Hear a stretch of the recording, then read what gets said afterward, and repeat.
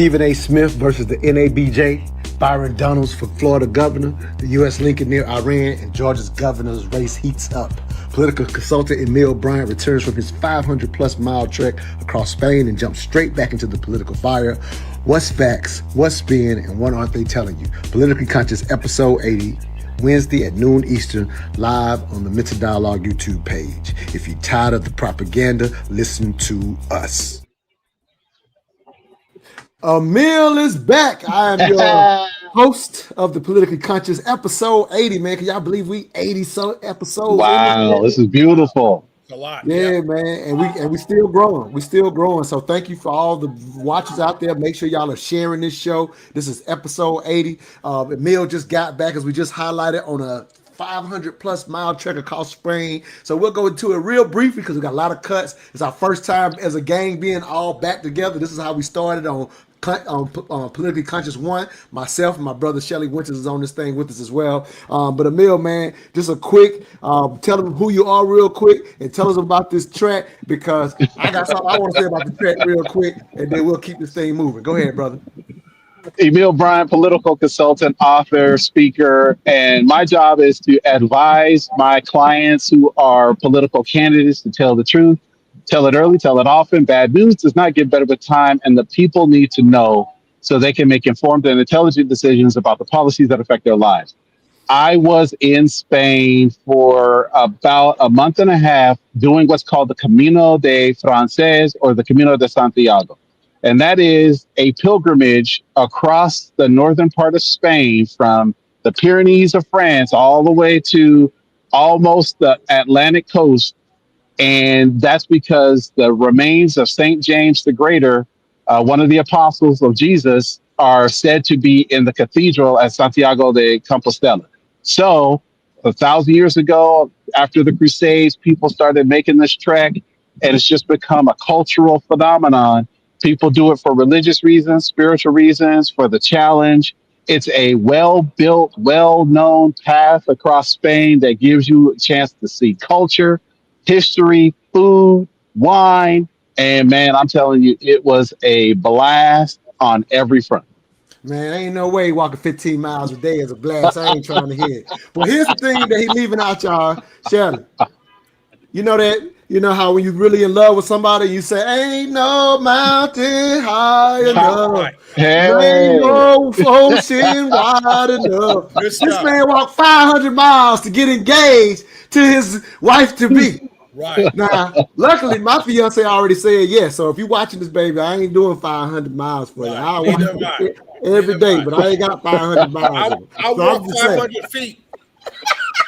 Look, I'm just here to tell you, I have been countercultural. I have been counter-revolutionary. I have been all sorts of anti-establishment. So bucking convention is easy for me, and this one was no exception. If I'm gonna do it, I'm gonna do it in a way that you'll never forget. Yeah, you're going to do it in a crazy way. But let's get this thing started. If you are a first-time watcher of Politically Conscious, we react to clips from around the internet in reference to politics and give you a left and right. I got my man Shelly Winters from the Shelly Winters Show. He represents the right of things, and Emille is finally back after a month and a half representing the left of things, and I try to moderate from the middle as best as possible. But here's our first clip for the show, and I'll let both of our political experts respond to this.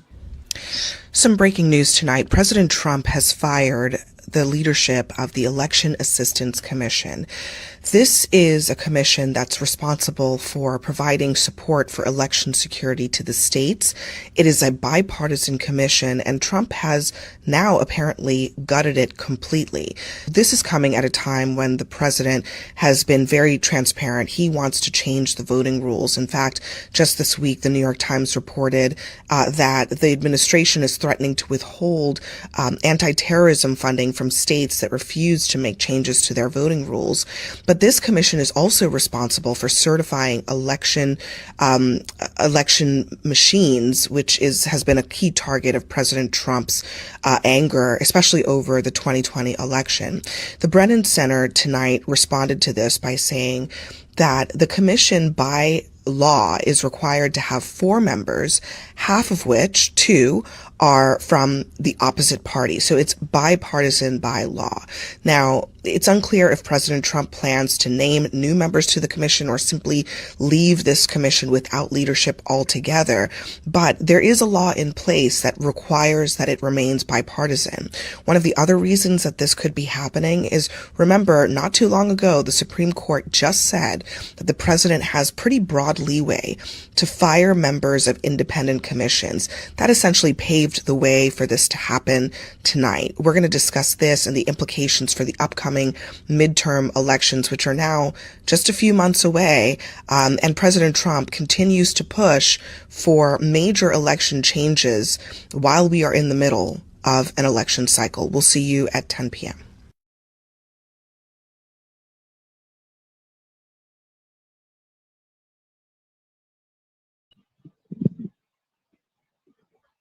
I can't hear you. You can't hear me? I can hear you now. Okay, gotcha. Okay, good.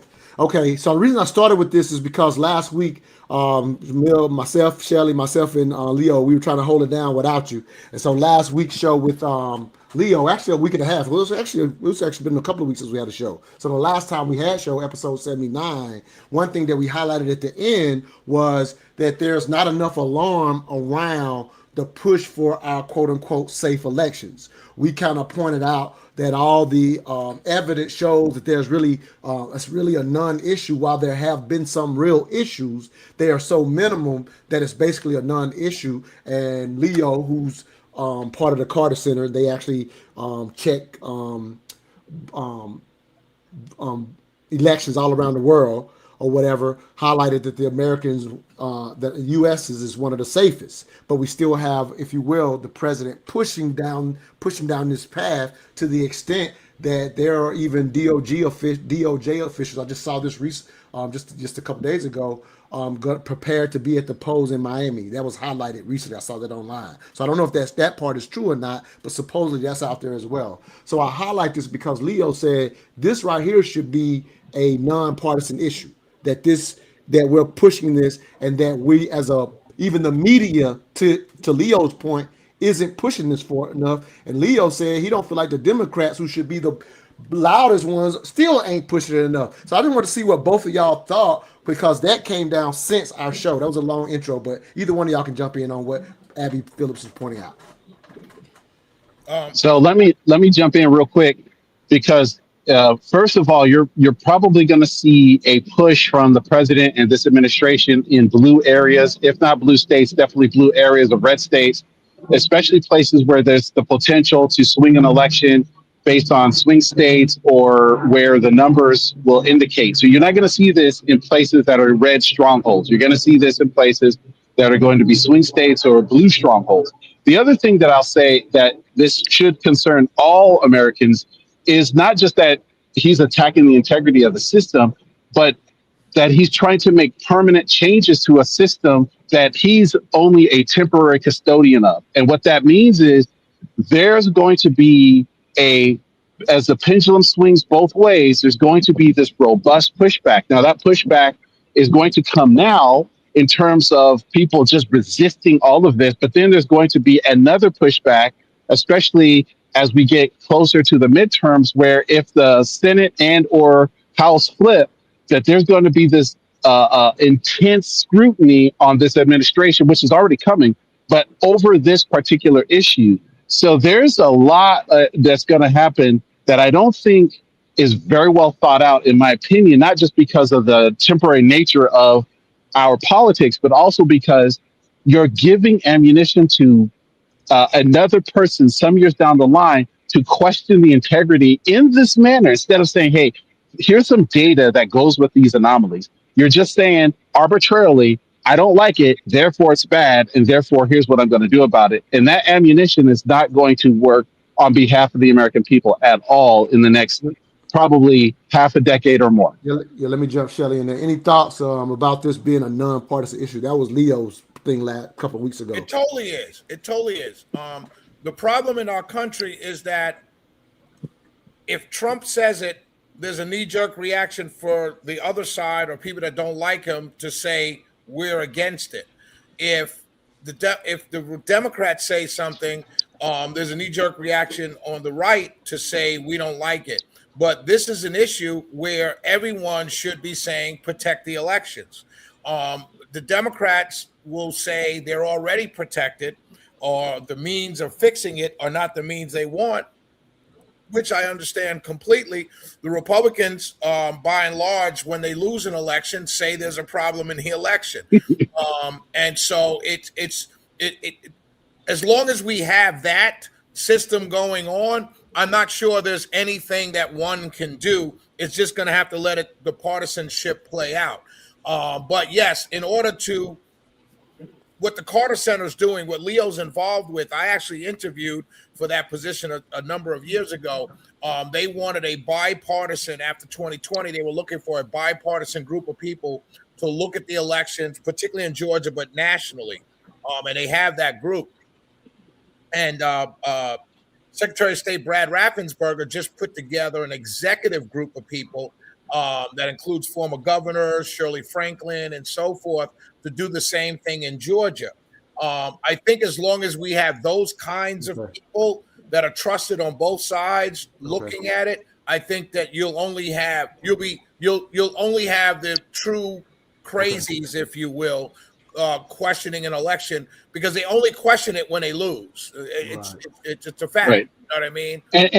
And Shelley, to your point, this is the thing that I in another show we did on election integrity, Monte, I don't know if you remember, but I pulled up and showed the source documentation for a bipartisan commission that was done that had all of the kind of stuff that they've been talking about. We did that 20 years ago, and we still haven't adopted those things. If the president was saying, hey, look, we've studied this in the past, we know there's some issues with elections, let's fix them, and here's the data that goes with that, more likely he could build a bipartisan coalition to solve these problems. But right now, to Shelley's point, what you're seeing is sore losers or sore winners. Like it's not even now that they're losing. They're saying we didn't win right.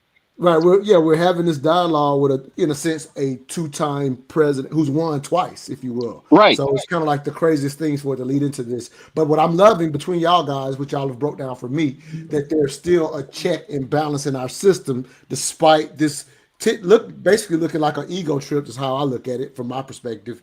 But despite that, we should be safe because people are still preparing up against it, even if in the news it looks like it's being the propaganda is kind of pushing you one way or the other. There's an army of litigators on both sides, many of whom are not paid. They're doing it pro bono. Many of whom are paid by the parties, who are going to, in every state of this union, who are going to go to war over this election in November. I promise you, not one state will not have zero election kerfuffle. There will be something going on because right now it is that contentious.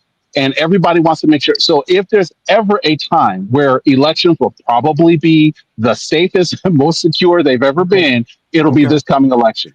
Just for that reason. That's the only place you're going to hear this. Yeah. In the media. Coming up in November is probably going to be the safest election ever because everybody's looking at it. That's right. Makes sense. All right. Well, I want to give politically conscious props for this cut right here. This is our brother Shelly on in his car, and we played it on the show one time, so I'm gonna play it again, and I'll let Shelly respond to himself with this little 30-second cut I got right here. Senator is bigger, isn't it, Keith Boykin? The idiot. But really, the play here is, and pay attention to the chess match being played, Boykin, Roland, and all of you suckers out there. Matt Gaetz is out of the way for governor right now. So watch Byron Donalds announce probably by the spring that he's running for governor of Florida with the endorsement of who? One Donald Trump. Who? Just won by double digits in Florida. You clown ass, you know what? Wow. Hey, that's November 24th for anybody watching. Shelly called it in November 24th, probably the week before, maybe in October. I don't know, based on when we played it. But either way ahead of the game, Shelly.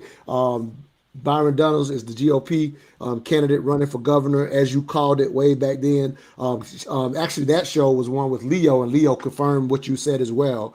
So, any thoughts? What's going on? I actually saw you posting on your page that, hey, this is something that, in a sense, a black man got for what he did for Trump. I saw you kind of positioning that. I didn't read the whole post, but either way, any dialogue on your own prediction? What I was posting about then, what I was talking about then was, I believe at that time, this was after the election. This is a cabinet pick. See, they have any? Yeah. What you were give your text. The reference was they were highlighting that there were no blacks, quote unquote, in the cabinets. So that's what you was highlighting, the role that different black surrogates of Trump, what they actually would get versus them just kind of blanking in with there's no blacks in the cabinet. And at the same time, and I called this out too, at the same time, you've been calling them racist all the time. So why would you care? But go ahead, brother. So, that's what I was responding to Keith Boykin and them talking about Byron Donalds, shucking and jiving for Trump, and he got elected, and now they got nothing out of it. And then there was a meme that went around, it probably went around all the way through the springtime, of Byron Donalds, the brother out of Utah.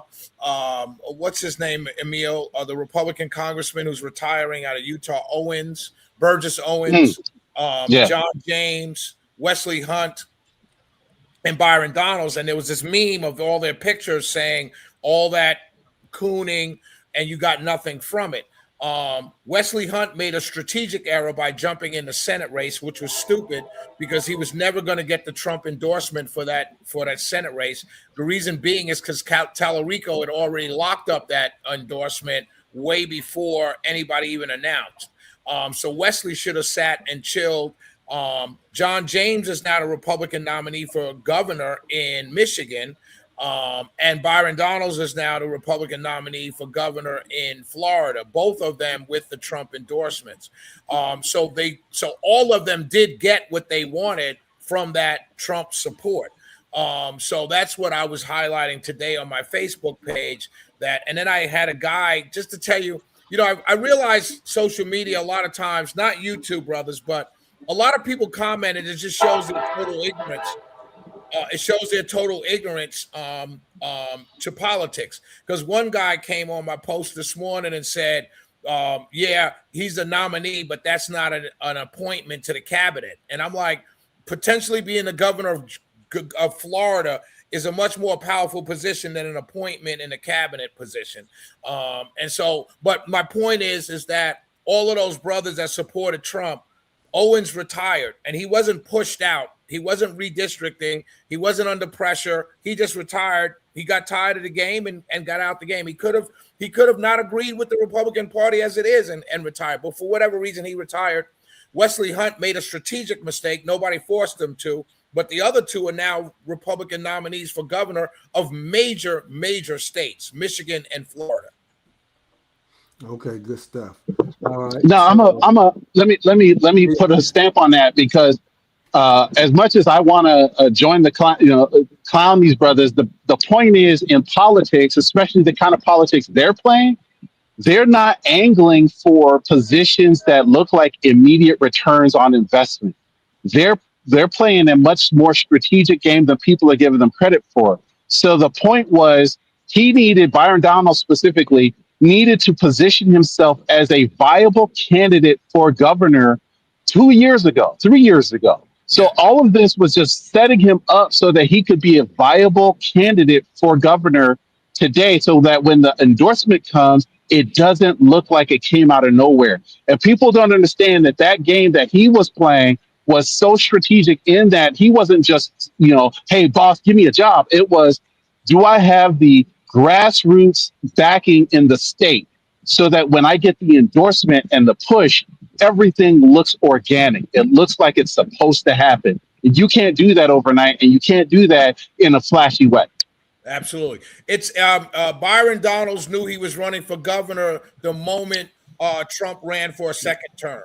Got you.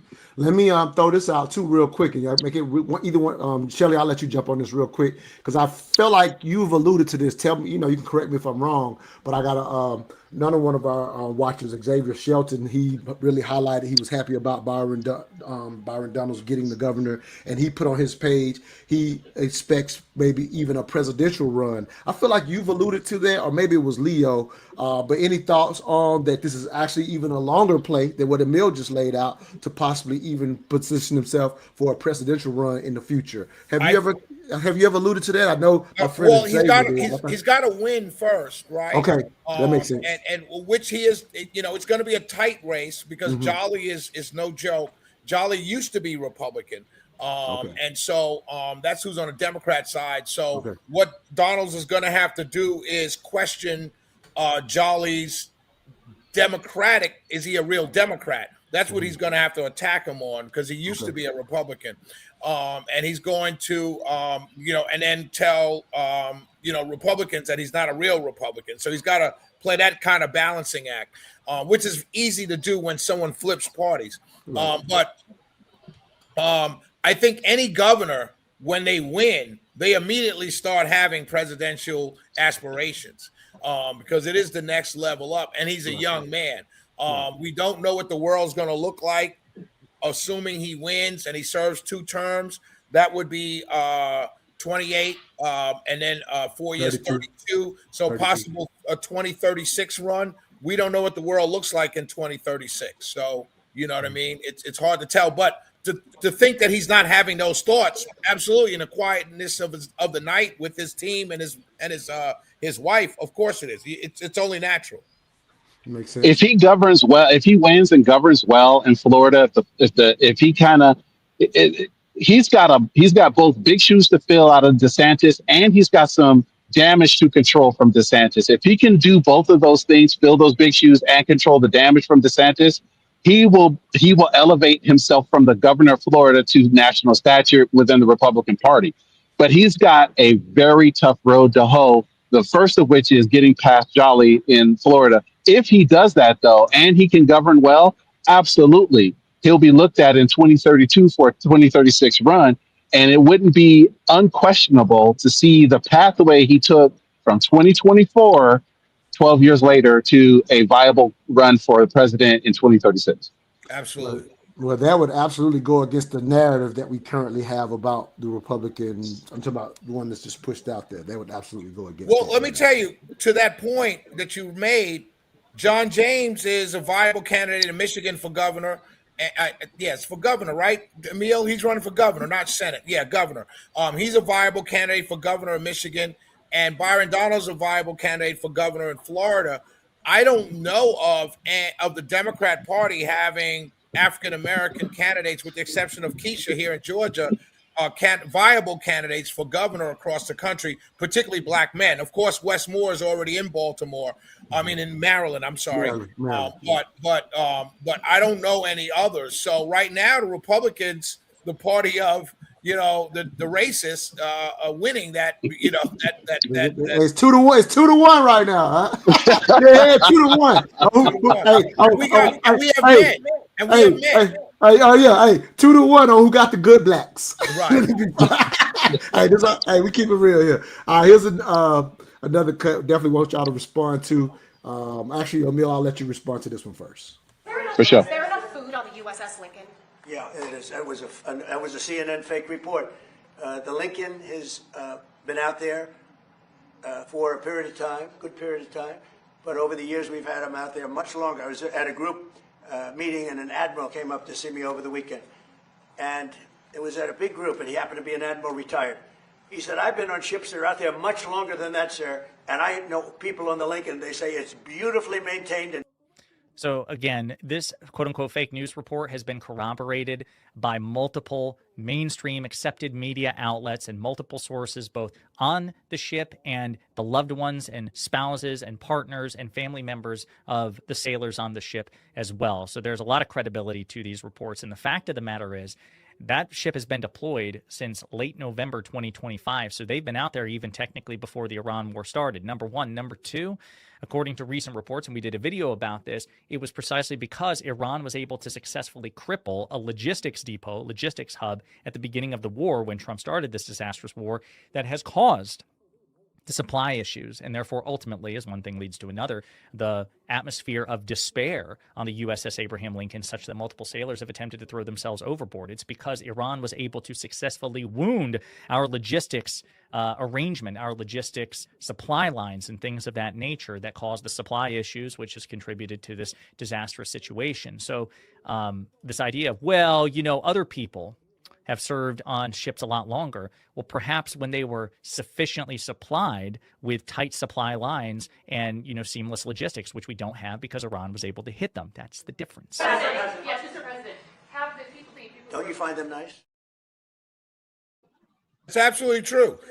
It's absolutely true. Let me tell you, when the Iran war first started, that ship is supplied by a logistics base in Bahrain. When we first bombed Iran, the first place that Iran bombed was that logistics hub for the Navy in Bahrain. What we did not know until later on was that it was very much heavily more damaged than was reporting by the Pentagon. And so what we had to do was go to Diego Garcia, which is an island, a little further away, 2,500 miles away. That would be the new logistics hub. Mm-hmm. So, as you all know, you can't just start up a logistics hub. You know what I mean? You just can't just out of thin air. And then it's further away. So the reason why the Lincoln is in the distress that it's in is not because they've been at sea and on out there so long. It's because they have no supplies. And what some of the early reporting said was things like milk and fruit were getting to them rotten because it was so far away to get the supplies to them. And so that's the issue. Everyone on the right is talking about other deployments that were longer. As this guy said, you didn't have the deployment issues at the time. Not only that, you weren't at war at the time. This ship is at war. So you're constantly on a state of readiness. You're not just chilling, going through the motions of training and chilling and training. And at the other time, other ships have been, one of the things, this is why people are so distrustful of government, no matter who's in charge. The other problem is the wordplay, longer deployments. Yes, they have been longer deployments, but they also had port calls in the middle of those deployments, which is where you get to chill and level out and settle down, get drunk and do all that kind of stuff, womanize, whatever it is. So now this has been a deployment without port time, at a state of readiness constantly 24/7. So that's the difference. And it's really shameful that my side, the Republican side, would on the one hand always yell support our troops, but then act like this is not a problem just to defend the side. And that's why, I've been saying it on my show for the last 2 weeks. My show has really become a show for the politically homeless, because it's shameful that, the propaganda on both sides, right? But it's shameful just everything going on right now. I'm seeing it every day. I'm seeing people being called racist. I'm seeing it every day. And it's why people don't distrust institutions because of Trump, right? Let me say that. They distrust institutions because all the institutions he's become the bar. You like him or you hate him. And that's the bar. And that's where all our institutions, the media, our government, local government, state government, everything, that's the bar. And that's why people are tuning out. And that's why people are so upset at the whole system. You got Democrats running way to the left, literally voting for people who are calling themselves socialists. And conservatives are acting like these voters don't know what socialism is. No, they know exactly what socialism is. And they're saying, I reject you, and I'm so rejecting you. I'm rejecting you so much that I'm willing to go extreme to the left. And it's no different. Let me say this, and Emille jump in. I apologize for taking so long, but it's important I get this out. It's no different than in 2016 when Trump came down the golden staircase, and he represented the voice for the angry people on the right who believed that the Republican Party had left them and wasn't focused on them. Working class, attention to race agendas and leaving them behind. That's what they saw in Trump. Working class people saying no one's talking to us. He was. And so that's what you see happening, why people on both sides are going to these extremes, because the status quo is not working. And it's dangerous because the extremes, the ideas on the extremes, I understand the frustration and I understand the thinking by those voters, but the extremes, if you will, quote unquote, are really the danger areas, because those people get elected and they feel they have a mandate to do these extreme type things. Here's the thing. Let's go back to the Lincoln real quick, and then I'm going to jump ahead because Shelley hit some really important points. First of all, the American advantage in war, as much as people want to focus on the cool toys and the tech, is logistics. It always has been since World War II. Logistics has been the way we win wars. I don't care how big or small it is, because we can feed, house, support our troops no matter where they are in the world. What the Navy does is something called power projection. That is two words that if you don't know, go look them up as part of our national security strategy. Power projection is being able to place a carrier forward in the world and then support that carrier for operations indefinitely. And the way they do that is through something called a tender. There are ships whose job is to go back and forth and supply the bigger ship, the aircraft carrier, because remember, the aircraft carrier is part of a group. That tender has to go someplace. This is what Shelley was talking about, pick up supplies and then bring them to the ship. A modern aircraft carrier has 5,000 people on board. 5,000. It is a miniature city. It has everything a city has. And when you disrupt that supply chain, which is very well managed, by having to remove or change a hub like the one that's in Bahrain, you have disrupted the American advantage. And that's what we're seeing. We're not seeing a longer deployments. During the Cold War, they would be out at sea for 6 months at a time. But the tenders were doing their jobs very efficiently. You're also seeing other things happening, like what Shelley was talking about, port calls. Port calls are not just for the sailors to take some R&R, rest and recuperation. It's also for the ship to get other supplies on board. So there are quartermasters, logisticians, whose job is, while they're at port, go source all the things that the ship can get, because the tenders are doing their job, the port calls do their job, and you have this entire supply chain that's really robust. And that's not happening right now. So when you hear about the sailors who are suffering, who are attempting self-harm, this is not simply weak-minded individuals. And I am, as a veteran, I am so upset at the people who consider these sailors, these Marines, weak for going through what they're going through. They are out there forward, really struggling to do their jobs properly. And they're not being supplied in the manner they are accustomed to, because the enemy we fought was smart enough to realize if you disrupt logistics, you change how we fight war. Now we get to this thing about extremes. And the reason why this is so important is, Shelley, there are people on the left and the right who just don't like the games that are being played by this administration.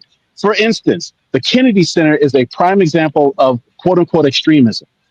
The judge said, take your name off. Now they covered the name thing. And when they reveal it, it says the Kennedy Center as renovated by Donald J. Trump in giant letters.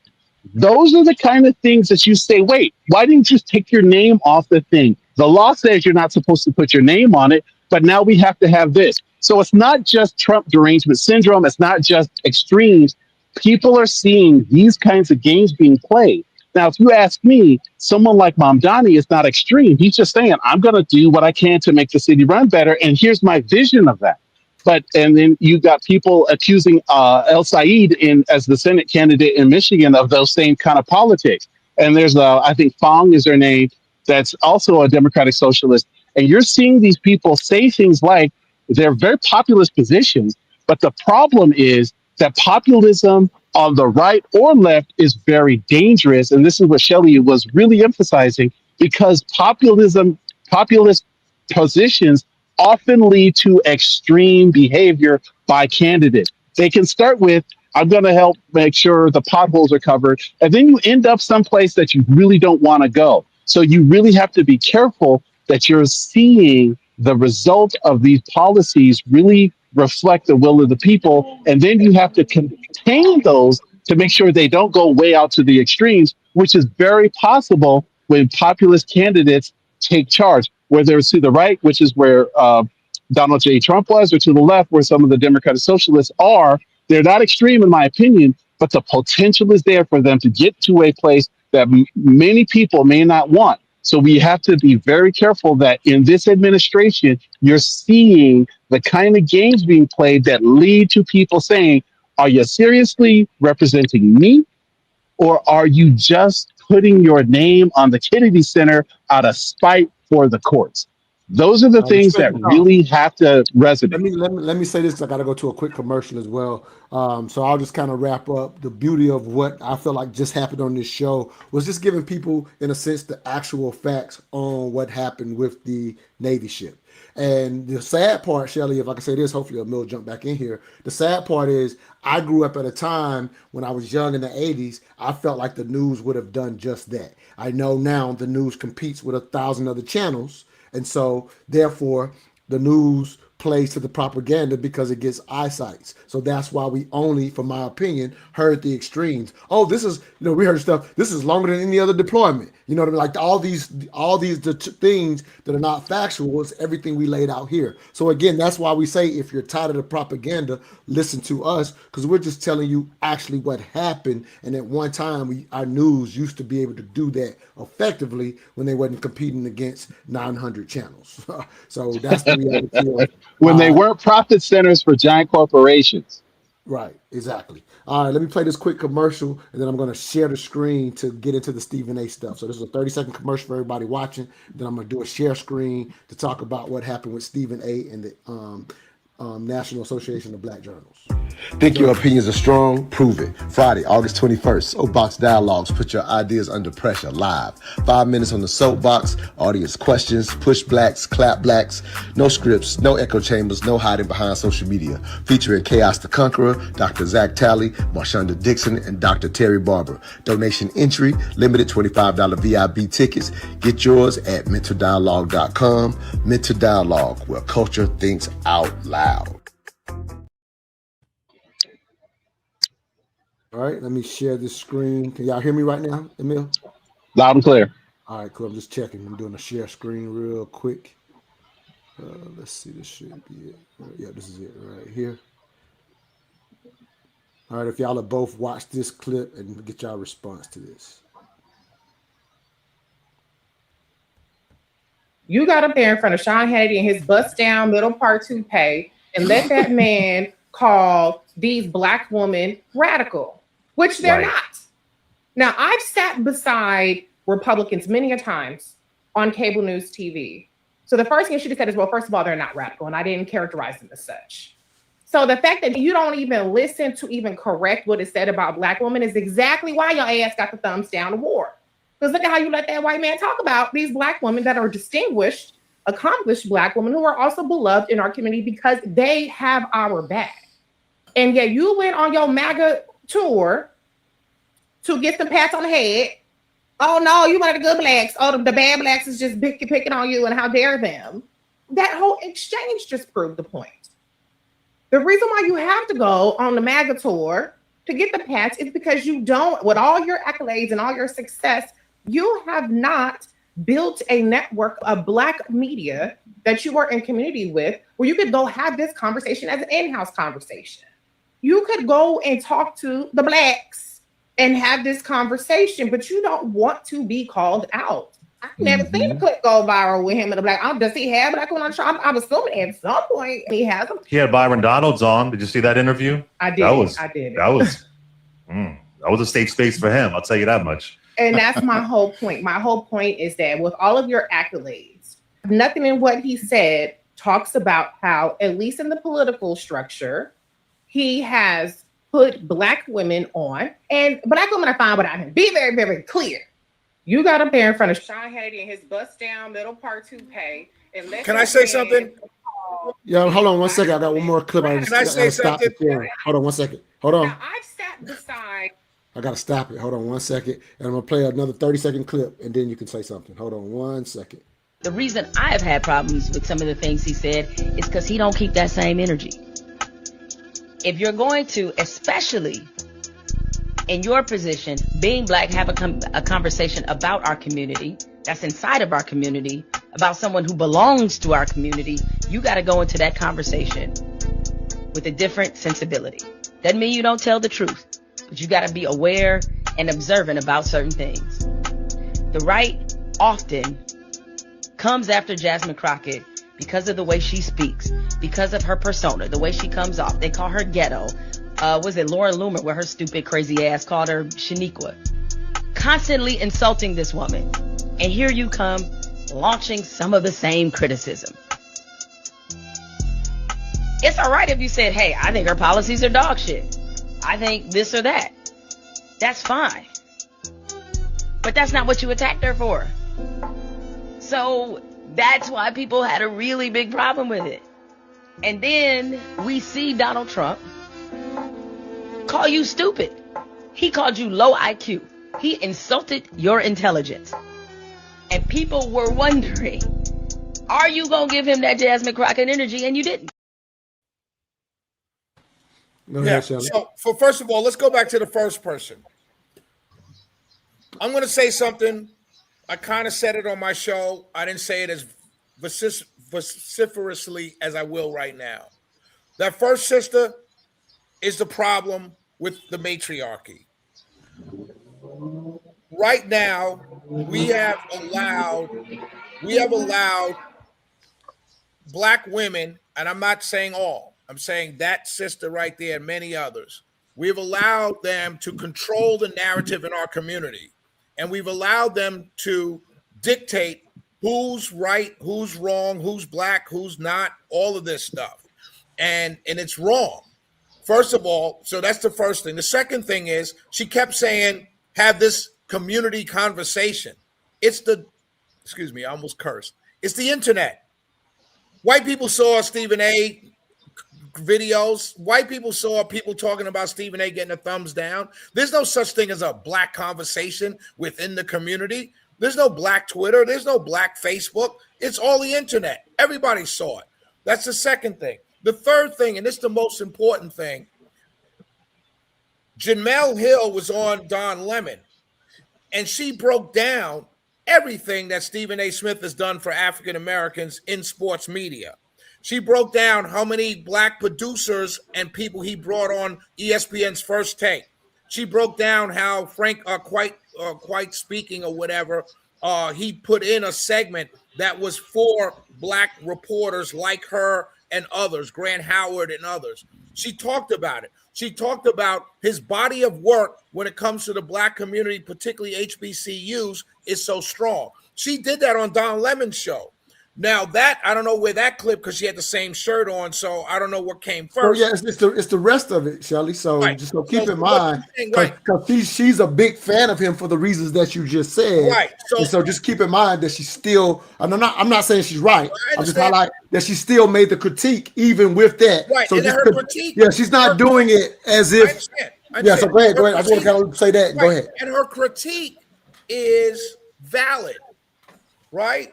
But her critique is not valid to the point where you give this man who's done so much, as she admitted and others have admitted, for the black community and HBCUs. The critique is not valid. You don't destroy people like that. This wasn't some podcasters calling Stephen A. Smith a coon. Jason Whitlock and Stephen A. Smith go back and forth all the time. Stephen A. and others go back and forth all the time. Ryan Clark has had problems with him. That's the game. That's the game. You and me, Montoya, have going back and forth. That's the game. Me and Emille go back and forth. That's the game. That's what it is. But the NABJ giving him, of all people, who's done the work, who's supported the causes, who's paid the money, who's helped the kids, giving him a thumbs down, because of what you have determined to be disparaging. That conversation with Jasmine Crockett is the same conversation I've had with Jasmine Crockett about Jasmine Crockett on my show. You're more than just a congresswoman of 230,000 people. As we saw, she ran statewide. Do you know why she lost to Tallarico? Was because of that persona. It was because of that persona. No, that's why she lost. Right. She lost in a primary to Tallarico because of that. And that's all Stephen A. Smith was saying. Right. Get rid of this persona that you're pushing as a congressperson of 230,000, mostly black people, and start to project yourself as what could potentially be a sitting U.S. senator in the House. That's all his point was. That's not disparaging.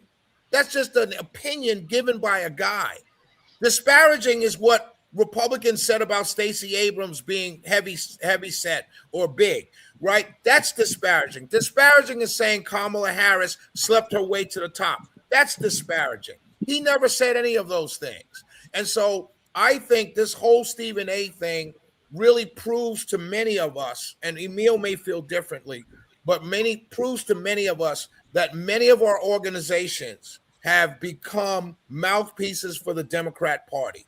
And that's simply all it is. And if you say anything different than the narrative, particularly if it's not praising every single black woman except the Republican ones, be careful, right?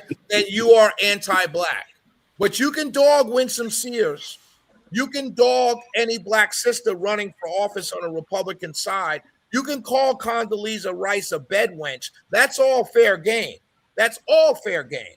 And nobody pushes back on it. And that's the problem in our community. And stop telling me how you can't disagree with black women. I disagree with the women I sleep with. So I know I can disagree with some random politician. So let me say this, Emille. I actually line up with everything that Shelley just said on that. I'm talking about, because now we're talking about, again, this is politically conscious, the context and the text. And I'll highlight this one other thing. The reason I agree is because think about it. It was only so many months ago where we kept highlighting the 300, in a sense, black women who had been fired in the, had been fired or whatever, while you were literally looking at the numbers showing that more black men had been fired. Like you were literally looking at the numbers live on the show. But that is not parroted out there. And again, from somebody watching right now, they'll hear this real objective dialogue, objective critique. They will hear it in the terms of being against women. No, absolutely not against women. So to the extent that I watch, I always don't, I guess Stephen A. has political aspirations here going forward. So I will say personally, when he first stepped into that arena, I was like, why is Stephen A. stepping over here? Because I didn't think it was his lane per se, to a degree. But the reality of what he was saying was, here's what you're risking. And Shelley's right. That persona, right or wrong, is what played a role in what lost her position politically. It ain't about whether we agree with it. It's about understanding political coalitions and how you build them, and can you get enough votes doing it that way. Now, we as black people can love her persona, but at the same time, we still, as the second largest voting block, we still got to remember exactly what our numbers are whatever, based, especially when you start getting stateside. You still have to know the numbers of what you actually have and who you have to get. You have to be aware of that, because that's the game. Go ahead, Emille. My critique of Stephen A. is real simple, is that sometimes I don't know if his bombastic words are for clicks, views, likes, shares, or if it comes from the heart. And a lot of people have that same problem because they don't see the energy for certain things. And I don't think that's an unfair critique of Stephen A., because he is such a loud voice and he has such sway and such influence that you got to ask the question, did he say that in order to ruffle some feathers and start a conversation? Or is he saying that because this is a statement of his belief? And when you can't tell the difference, you've opened yourself up to critique. I agree that I told you on another show we did, I thought Jasmine running for Senate was too soon. I don't think she was ready. I don't think she had matured politically enough to sway the people she needed to sway to convince them, like what Shelley said, that she could be seen as a sitting U.S. senator. Now, in her defense, her actions and policies have indicated she is a fierce adversary, and she's a great proponent of her constituents. But at the same time, the media, she did not have enough time, in my opinion, to temper the things that the negative media was saying about her with the policy wins that she was accumulating. She needed more of them, in my opinion. And I know the redistricting in Texas forced her hand. I personally would have advised her, if I were her consultant, to run in a new district as a congressman to build that body of work. She had a very solid chance of winning as a representative in the new district had she decided to run in that way. The other thing that I'll say about the critique writ large is that where we struggle as a people, in my opinion, is that we have fallen a lot for this gender war narrative that is something we really need to go back to our history and unpack. Because as much as we had gender wars in the 50s, 40s, and 30s, we also had solidarity. We also had unity. Within that, we said, hey, look, first and foremost, our women are working outside the home as domestics and others before the war called women out of the home and into the workforce for World War II. We have to have these conversations because the history of these gender wars, it's not our history. Our gender wars were very different than the ones that are being portrayed in the mainstream since the 1940s and 50s when women started entering the workforce in mass, because our women were never out of the workforce in mass. Exactly. And that is a part of the conversation. We've always been together. So it's like, always been together. Why fall for one side being pointed out? Whether it's the men or the women, why ever fall for it? Because it's never been our true history. Go ahead, Shelley. Yeah, I just want to say this as I started it off with this. The matriarchy was put in charge of the Black community in the early 70s with the feminist movement. You remove the men, you put the women in charge, and they have run things for the last 35 years. And before anybody says I'm anti this or anti that, I love my sisters more than anybody will ever say. And I hate the fact that you have to even say that in this day and age. But the fact of the matter is, men have to take back over because there's no place for, and I'm generally speaking, there is no place in the Democrat Party, as far as I can see, for heterosexual, strong Black men. I don't see them as candidates. I don't see them in media and mainstream media. I'm not talking about podcasts. I'm talking about mainstream media. And I see them as consultants here in Georgia. I know I can name 3 off the top of my head, but they're not in front of the camera. They're not being pushed out there as candidates. If you notice in Georgia in the primaries, every single African-American woman that was running for statewide office all won on the strength of Black female vote. None of them will get through the general. None of them. And the reason why is because there's just not enough.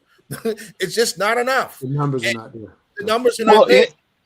Let me tell you, Shelley, this is something that I will advise any of my candidates on. If you don't speak to the rural voter, especially to me, if you're a Black candidate, you speak to the Black rural voter, the white rural voter will hear you, right?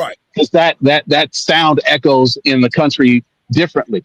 And where we have messed up, to your point, is, and this is something that I will criticize the left on because it's a real critique, and that is, are you pushing people who understand the plight of the average voter, regardless of their skin color? I hate the working class. Donald Trump was for the working class. The Black working class did not vote for Donald Trump because even though they were just as frustrated as the white working class, they didn't see him as the savior, especially in 2016.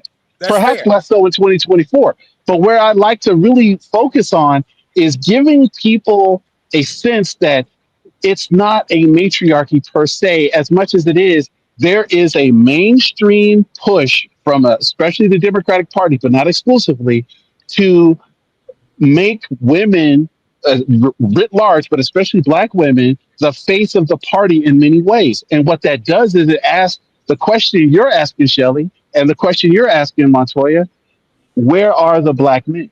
Where do we belong in this game? Are we supposed to play support? Are we supposed to compete? Are we supposed to have this a more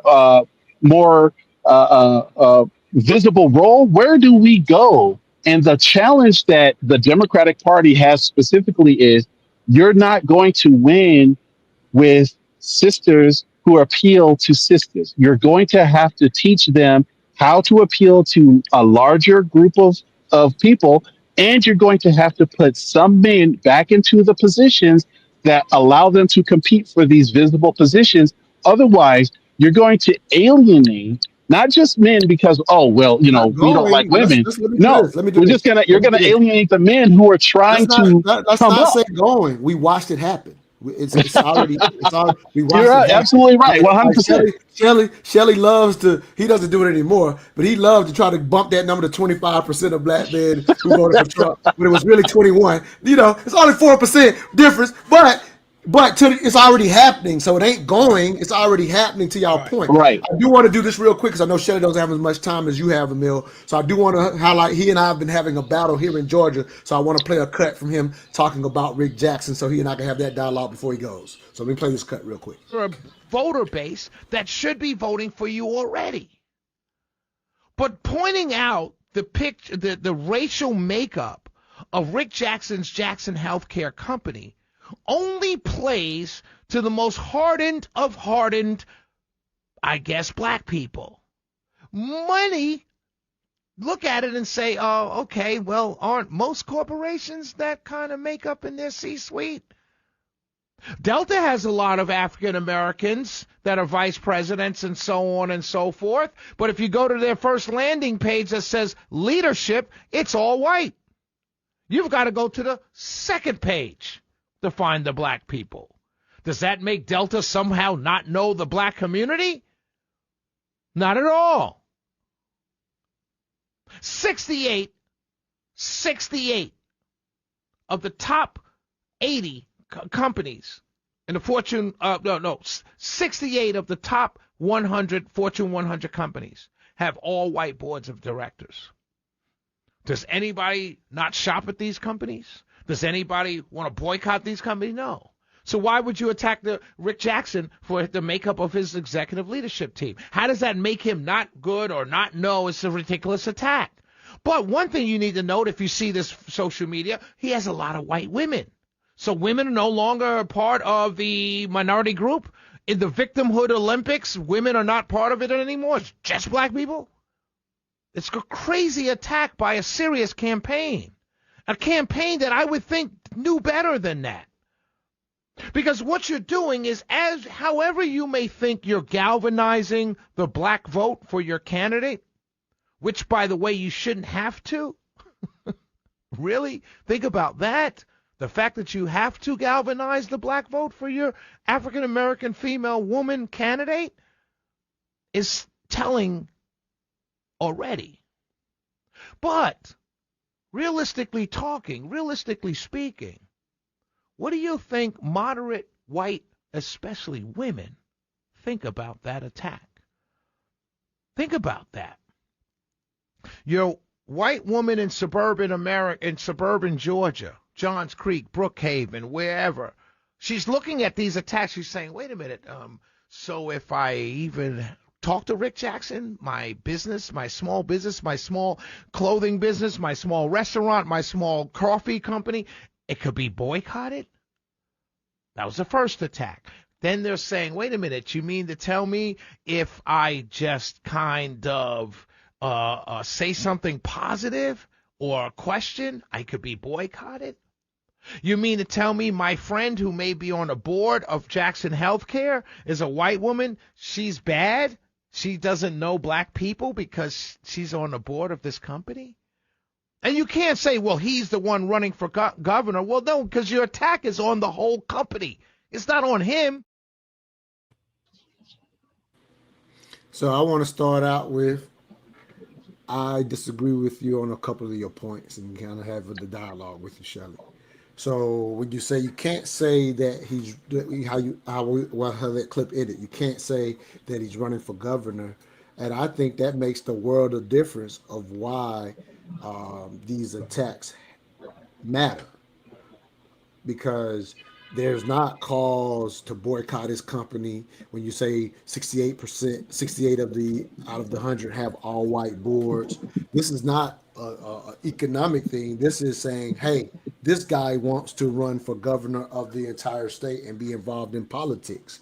So it's not simply that his companies do something to make black people mad, for them to upset them. Nobody's saying boycott companies because they have all white boards. I think it's apples to oranges when you say it's an attack on the whole company. I'm saying the attack, and I received it as such, is the attack specifically is because he's running for governor. So I'm just saying I am someone who watched that attack.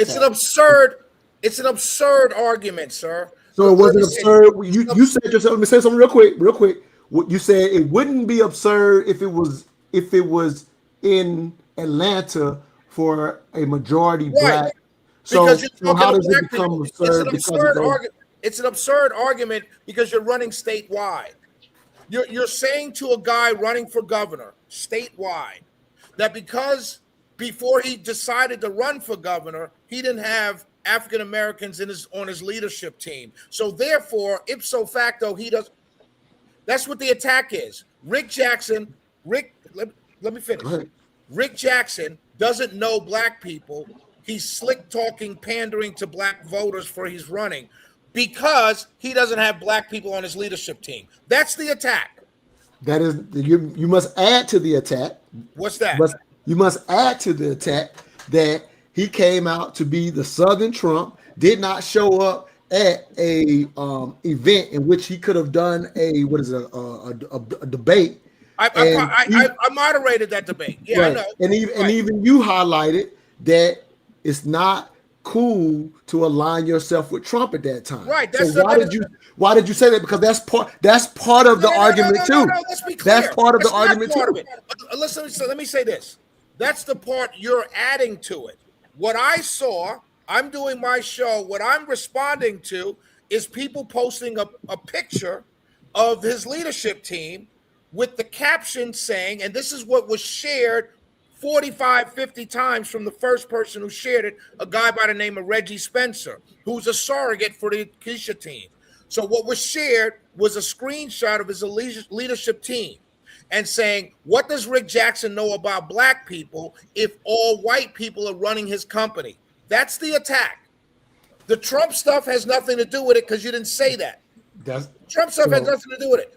The attack is an absurd attack because you're telling white people that you need to vote for him, that if somehow you're not given to black communities, if you're not donating, if you're not going to black churches, you somehow don't know black people. If you don't have black people working in your establishment, you don't know black people. You're telling white people that. And that's who you need to elect you. So it's an absurd argument. Then if you want to add to what I said, I also said in that same clip, I believe, when you talk about coming off of boycotting a black-owned business for taking a picture with him, and then you add to all the other things, you're essentially pissing off moderate white suburban, especially women, with this attack. That's all I said. So, Emille, as a voter, I don't know if you know all the context, but as a black voter here in Atlanta, I'm absolutely independent. I still stand on that. But as a black voter, I absolutely saw the exact attack that Shelly's talking about happen just like he said. I promise you, brother, it's up against the fact that this man came out as the Southern Trump. Like you're not gonna, you can't remove those two and tell me that the surrogate is not wise to the fact that we're also understanding that this Rick Jackson stuff that started at Linux started off of the back of who he said he was going to be. You're actually calling me stupid not to be able to connect the dots. No, I can I'm not. connect the I'm dots saying, easy, and I think a surrogate understands that when they made the attack but do about you his understand what board. I'm saying? I'm saying the attack was for the group of people that even if Keisha gets every single registered African American voter, she still loses. Because the attack pisses off the very people you need, white suburban women. And at the end of the exit polls, every election, you look at the exit polls, when they break them down by race and gender, when you see white women, 60% voted for the Republican, the immediate response from black people is, oh, white women are not our allies. Well, Right. why aren't they your allies? Because you just call them all racist if they don't have a black friend, essentially. That's the point I was making. It's And a so, ridiculous attack simply to Go ahead, gain Emille. Shelly, black voters. the thing is that I see from way over here in Northern Virginia, DC area, is like you have this. The Jackson campaign has a bridge. It's very hard to cross, and that is you aligned yourself with Trump with given all of the policy results, not just the policies, but the results of the policies over the past year and a half. You aligned yourself with him coming into this, and then you expect to have people sympathetic to you when you try to mitigate that messaging by going to black businesses. That's just not going to work because you aligned yourself with those policy results. And whether or not he intended that, that's the mess he created for himself that he's trying to undo. So him getting called out, in my opinion, coming from over here, is not him being called out because he didn't have like. It's because you said you put your whole chest behind. I will do it this way, and I know the results of these policies I'm willing to support. And then all of a sudden, when you got pushback from the very voters you know you need, you try to mitigate that by going to them. And then the pushback from that is, hey, you can't use us to paper over the fact that you support these policies and these policy results. That is where the pushback is. Now, to your point, I agree that you might piss off some of these women, but the question I will ask any voter is, are the policy results that he says he wants to pursue the policy results you want? If the answer is yes, support it. If the answer is no, then forget the optics. But most people are swayed by optics, and that's the problem with politics today that you're calling out, that they're swayed by the optics. And the optics is he attacked Jackson. They attacked Jackson because he don't have no black people. No, that's not what they were saying. You can't paper over the fact that you want this. So there's this rub that's really, really nuanced, but it's not nuanced to the people who are making the attack because they see through the transparent attempt to paper over those policy results that he says he wants to pursue. That, to me, is where you're just going to have to ask the voter, what policy results matter to you? Because forget the optics. Do you want more of this or do you want something not that? Because that's all it's going to be. And to me, I've already said on this show and others, I don't like Keisha's team. I don't think they're doing a good job in many ways because they keep forgetting how to message to the entire state. And one of the things that they're going to have to learn is sooner or later, hopefully sooner, is that the entire state votes for governor, not just Atlanta. No, good stuff. All right, let me see if I can pull off this one last 1 minute clip and then get Shelly out of here. This is just kind of an overall thought to what we're facing right now. I want to hear y'all thoughts on this clip right here. So one thing that strikes me, as a guy that used to work in the Republican Party, Trump is laying the predicate for, I think, an acceptance of a far more center-left government than would have been because you have an absence of a sane conservative alternative. And Trump has proven that every criticism about the Republican Party was right. Everything that to the extreme that we were accused of, that we were a party that was racist, a party that was backward looking, that a party that favored the rich, a party that really only focused on helping those who were like us, which meant helping us like, white folks. It's, I argued against that for years and I was wrong. It turns out that is exactly what the Republican Party is and is very happy to be it. Like that's kind of what you were alluding to at the beginning of the show. I almost played the clip at that time. I just had it planned for this time. But I'll say this to you in regards to aligning to Rick Jackson saying he wants to be the Southern Trump 2.0. I think the risk here in Georgia is that he does exactly what Trump did. Let me answer that. In that clip that you're talking about, he says, "I want to be the Southern Trump 2.0, an independent outside businessman." That's what he says. That's what he says very clearly. But he said he wants to be Trump's favorite governor too. So meaning I'm aligning with what he's doing as well. Yes, he does, because you get money from the federal government. So yes, he does. And he did that in the primary because you're talking to Republican voters. Look, if you don't want to vote for Rick Jackson because he's aligned himself with Trump, do that. Don't hold on. Don't not vote for Rick Jackson because you think he's a racist, or you're going to call him what you called Kemp, who did great job. I never called Kemp. When I say you, I mean the audience. That's you know that, right? So you called. If Burt Jones would have won the nomination, every single attack on Rick Jackson would have been the same attack on Burt Jones. How can you answer why you would have recommended Jackson not align himself with Trump? I did that already. I know, but why? Because Trump is got a 33% favorable rating. That's why. He's cratering with Republicans. He was at 90% in February, and now he's at 79%. Would you align it with some of what we just heard in that clip? Because the guy is basically that Republicans is saying, hey, that ultimately he proved the worst about us. No, I don't think it's that deep. I think why you wouldn't align yourself with Trump is because he's 33% underwater. But why is he 33% underwater? Iran war. I'll tell you why. You don't think it has anything to do with what we just saw? No, I'll tell you why. Can I tell you why? Yeah, I want to hear why. Because all of those things were there in 16, 20, and 24, right? So here's why. Big, beautiful bill has got us nearly $40 trillion in debt, getting ready to cross that threshold. ICE in cities, murder of two citizens, and then an unpopular war. All of which, which has driven up prices, and tariffs, which has driven up prices. All of which he was told would happen if you did them.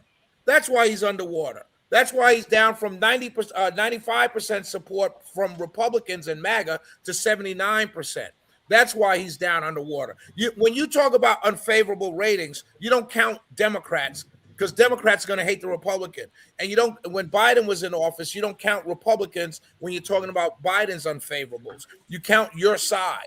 And that's why none of that matters to the average voter. What matters to the average voter, most people don't see this whole race thing that we have these conversations about. They don't see them. Many blacks don't see them. Only the politically attached, the people that talk politics every day. Most people don't see it. Most people, they only care about, I went to pump gas and it's $4 a gallon. And whoever's in office is going to get punished for being in charge of $4 a gallon gas. All right, Emille, I'll let you jump in. The only thing I'll highlight where I completely disagree with Shelley is that all of this wasn't here at 16. The Heritage Foundation stuff has come to pass, and I think that a lot of what that politician is saying, that said in that clip, I think he's speaking to that because it's part of the reality. Go ahead, Emille. But hold on, Emille. Let me say this. All of those attacks were there. That's what he's saying. Everything they attacked us on, we've become. So the attacks were there. The accusations were there in 16, 20, and 24. They're just what he's saying is that they're being proven correct by Trump in 24. The attacks have always been the attacks were on Romney, on McCain, on every single Republican that's ever run for president. It's the same attacks. He's just saying it's being proven correct by Trump. You misunderstood the clip you just played. Fair enough.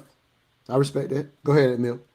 I would say that the attacks were accurate. It's just that there was no candidate who was dumb enough to take the bait that the extreme right was trying to put in front of all the different He was the one who was dumb enough to take the bait, but they dangled the same stuff in front of GHW Bush. They dangled the same stuff in front of GW Bush. They dangled the same stuff in front of every Republican since Reagan. It's just that he was the one dumb enough to say, yeah, I'll bite. And this is the result of that. It wasn't because the policy apparatus wasn't there.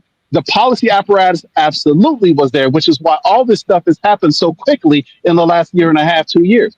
I'm going to tell you that that someone like Jackson, if he wants to be the Republican governor of Georgia, he's got to dance the finest line any Republican is going to have to dance. He's got to be able to say, nah, some of this stuff don't look right to me, but he got to really focus on what I think is the constitutional order. He's got to say, I need America to fall back into its constitutional order.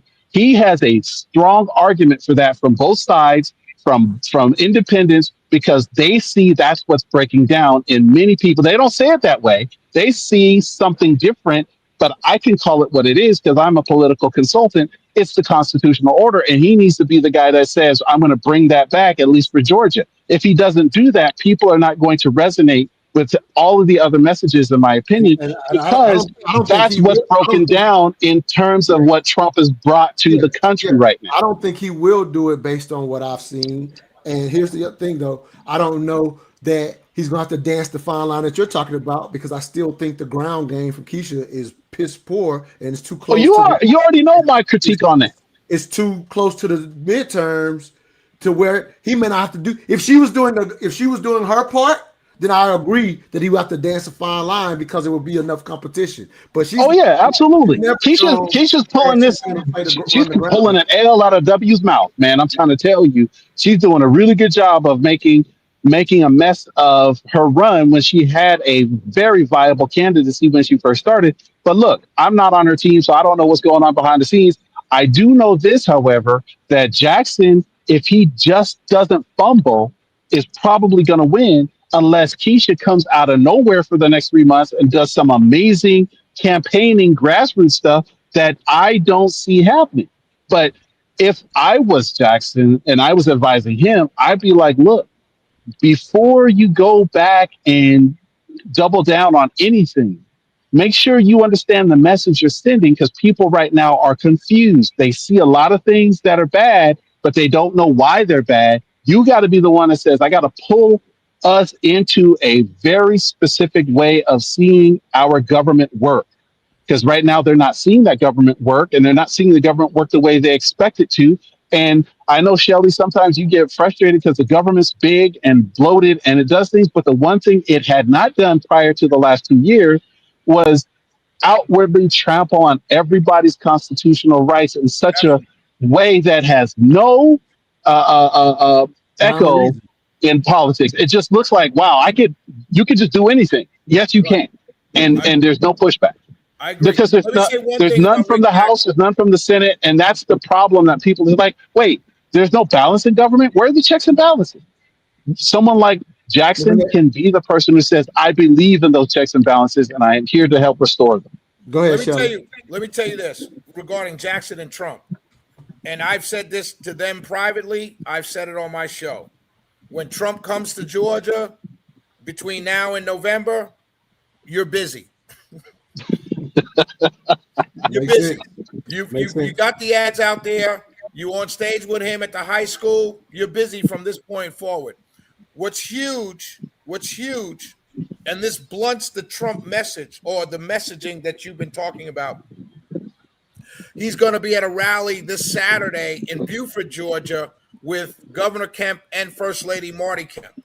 That's huge because Kemp tying himself to Kemp and Kemp, more importantly, tying himself to him, right, publicly out front, talking together, campaigning together, washes away the Trump stink, if you will, because Kemp is not Kemp's Trump. beloved. Kemp right, is beloved. and he's got the high, so that's right, going to eradicate the Trump voter. Okay. Still sees Rick Jackson as their guy. Now moderates can see Rick Jackson as not a crazy because he's standing next to Brian Kemp. Yeah, smart play. Yeah, that's smart play. Absolutely. All right, good stuff, man. I'm gonna do an extra innings thing here. Shelly, you can stay if you want to. I gotta go. Yeah, no doubt. Peace out, y'all. Congratulations, Emille, and God bless. And I hope to meet this sister one day. make sure she's real. Yes, sir. No Emil, doubt. she ain't white, is she? Of course not. Hey, Shelly, real quick, I got I know how you Democrats get down. That's funny as hell. No, that's what Republicans do way more than Democrats. If you want to call it out. But hey, bro, just real quick, Shelly, because I played the commercial. I got the soapboxes on Friday. If you could just give a quick shout out on how much you used to enjoy the soapboxes when you didn't have your show, you could get on them. You can't get on them anymore. So we got them on Friday. Soapbox Dialogue is a must go to. It's really fun. I've never won because I've always got robbed because I'm a Republican. But you should go. Janelle has won more than anybody. Yeah, because she has the most wins, and she's a Republican. She's fine. That's why. But I got women judges too, Shelly. Come on. Real talk. Emile, I just want to make sure that everybody understands. I'm just joking. You know, anybody can marry who they want to marry. I'm not, I don't care. I'm just ribbing my friend who's in a big moment in his life, because that's what we do as black men. We got to cheer for you. We got to pray for you. And then we got to make fun of you. And then you got to clown a brother. And I welcome it all. Bring it all over here. I love it. I always tell people on the Middle Dialogue page, we are equal opportunity offenders. That's exactly who we are and always will be. Anytime the women come for me or the LGBTQ come for me, I'm like, if you look at my page, I'm going in everybody because I love you. So yeah, right. But here's a clip I wanted to play from Re-Education of the Negro. We'd love to have Shelly's thoughts on it, but I just want to hear your thoughts. You've read this before, but I thought it was just an appropriate way to end this particular show. Glad to have you back after, so, going a little extra time because I ain't had you in so long, so thank you for the extra time. But I just wanted to play this clip. This is a excerpt from the Re-Education of the Negro, my book, and we'll play the cut and get Emile's response to it. All right, y'all. Day 11 on Re-Education of the Negro, 30 days of commentaries out of my book, Necessary Conversations on Race, Sex, and Culture. This piece was written back in May 2016. Black Socrates speaks, Trump as Captain America. I saw a CNN headline that said Trump aide says a minority or woman VP may be pandering. One thing about Trump is that he stumps hard for the biggest unequivocal victim group currently in America, conservative white men. Think about it. If you're a white man in America, the passing down of wealth, or even the exchanging of wealth, has taken place almost exclusively among other white men. Maybe this is why they're offended by some other group they perceive to be taking their power every time we turn around. For them, President Obama was the final straw in the browning of America, even though over the last 8 years, Obama helped the wealthiest Americans get richer than they've ever gotten in American history. Yet, their fear continues to create false narratives that fan the flames of tribalism within our country to an all-time high, and Trump is their leader. They see Trump as someone who understands their plight, and in their eyes, he can make America great again and keep it white. With race relations seemingly at an all-time low, you would even think we are on the brink of another civil war between black and white. However, the ensuing battle of America's wealth and resources will come down to a fight between gray versus brown. According to the census, by 2043, whites will no longer be the country's majority. When the children of current baby boomers look to retire, it will be the first time in American history that the transfer of property and wealth in the country will increasingly include people of color, particularly Hispanics. These ever-changing demographics should be considered part of the melting pot our country always brags about, but has yet to fully practice. The election of Obama was thought to be the turning point in the right direction of a post-racial society. Still, unfortunately, the backlash, particularly from conservative white men, created a volatile political climate that birthed Donald Trump as the working man's champion.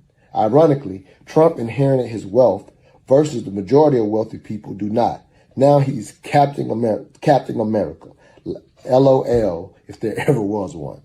If this election were a Shakespearean play instead of the comic book it is, Donald Trump as president would surely be a tragedy. One last note. Keep in mind, historically, these conservative white men are the same ones that didn't grant citizenship to Native Americans born here until 1924. I guess once you're in power, right and wrong are what you make them. Remember, for those in a position of privilege, equality always seems unfair. Just my 3 cents. All I ask is that you think. In the accompanying discussion questions, listen closely. They will make you think. Number 1, how ironic is it that President Donald Trump, who came from money, unlike most wealthy people, became a champion of the working class poor? Number 2, is it possible that President Trump uses racist dog whistles to manipulate white supremacists into voting for him while not being any more racist than Biden or any other president? Think about those. Have the discussion. See y'all tomorrow. All I ask is that you think. I wrote that in 2016, Emille. And you were prescient.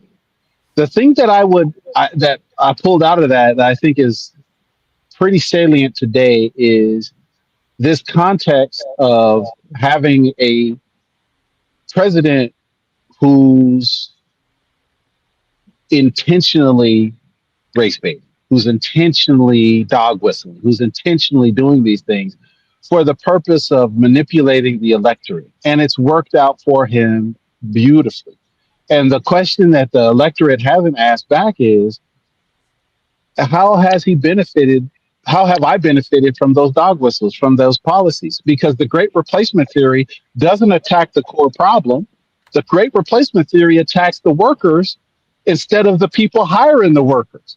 How is it possible that the average Black person or Latinx person is out here trying to get a job, feed their family and all that sort of stuff, gets blamed when they're not the hiring authority that would do the replacement? The replacement theory context is all about worker versus worker instead of aiming their ire at the people hiring the workers.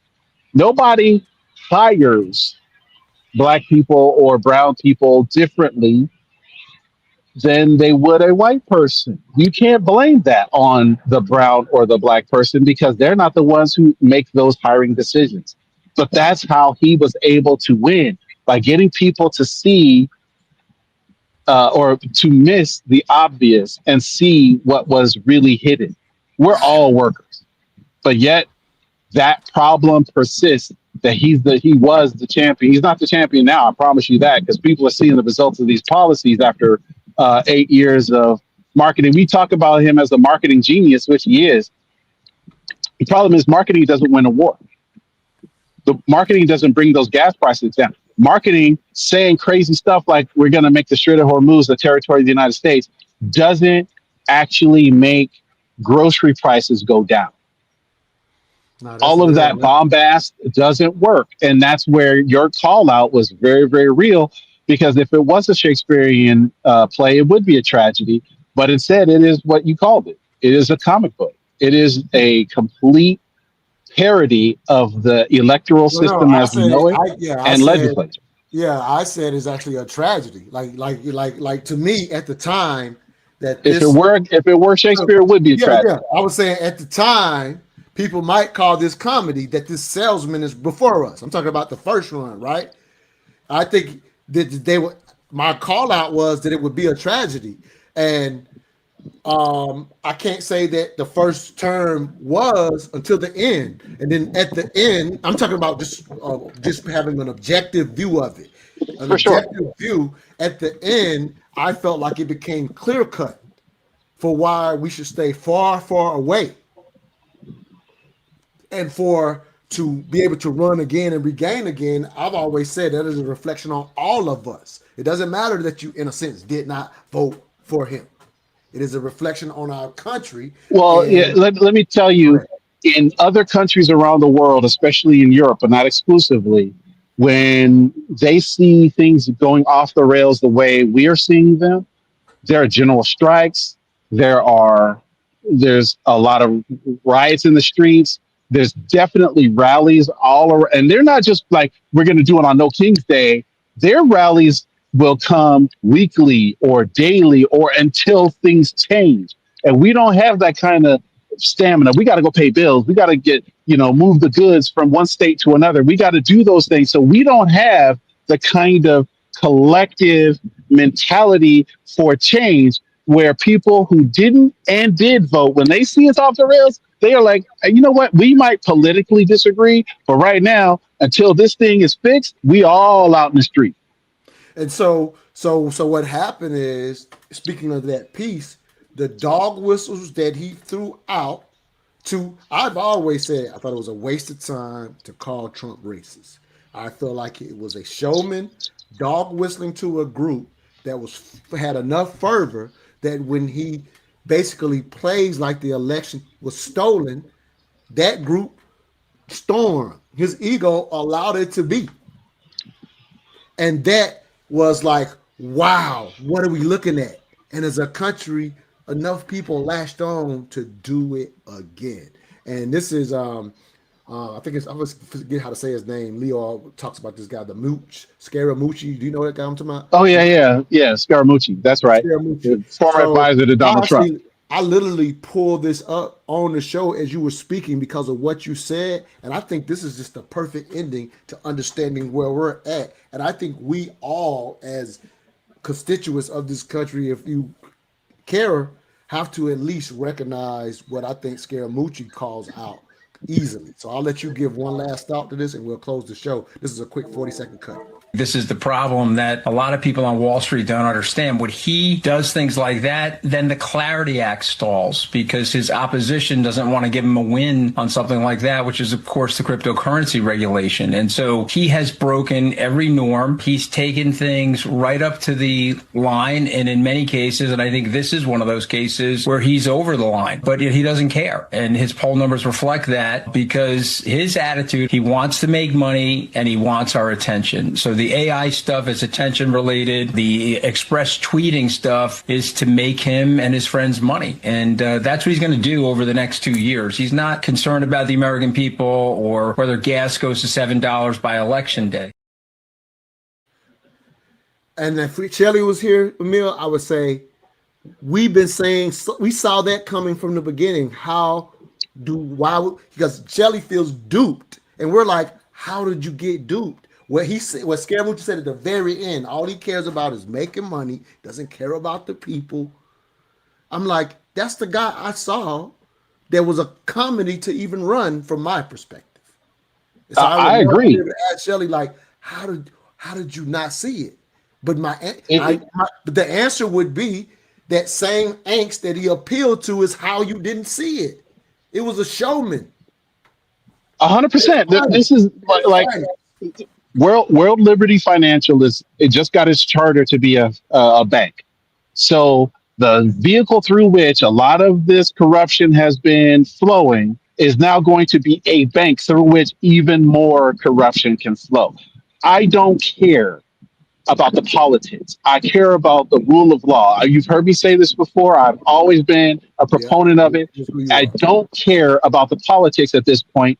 It's about the rule of law. And the fact is that Congress just approved Todd Blanche as the AG, his personal lawyer. The last time that happened, it was Bobby Kennedy at JFK's AG. And that was a huge, huge problem because we just don't do that. And yet here we are doing it when we know it's bad. And I don't know what Cassidy was thinking when he cast that vote, but I will tell you what I know.